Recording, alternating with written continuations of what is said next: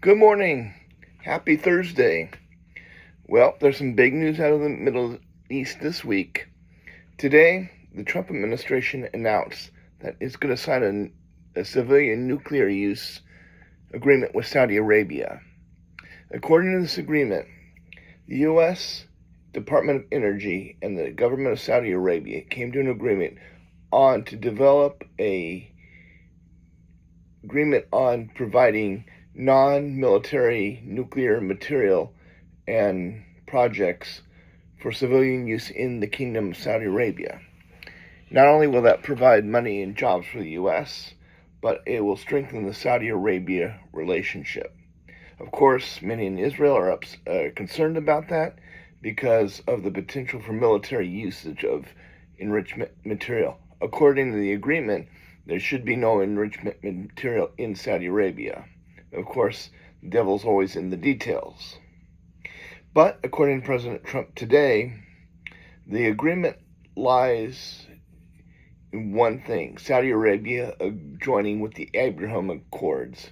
The Abraham Accords is an attempt to push Arab states and Israel, formally acknowledging Israel's right to existence and diplomatic relations formally, with an embassy in Riyadh of Israel and an embassy of the Arab states in Israel and an Israeli embassy in Riyadh. I think the Abraham Accords is a good move towards that could possibly end that horrible conflict in the Gaza Strip and maybe lead to a long-term agreement to settle the Israeli-Palestinian issue once and for all, just like in the Northern Ireland situation with the Good Friday Agreement. I think if things continue, the Abraham Accords are pushed, we could see a possible easing of that tension. Now, of course, this depends on Saudi Arabia agreeing to the Abraham Accords, but Saudi Arabia has hardened its stance since October 7th from the attack on Gaza Strip.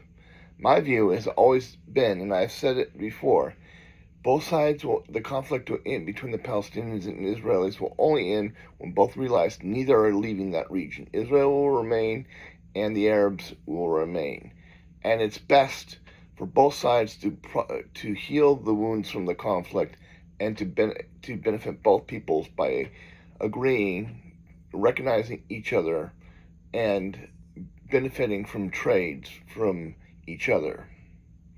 And my hope, as I said, the peace result is between Riyadh and Jerusalem.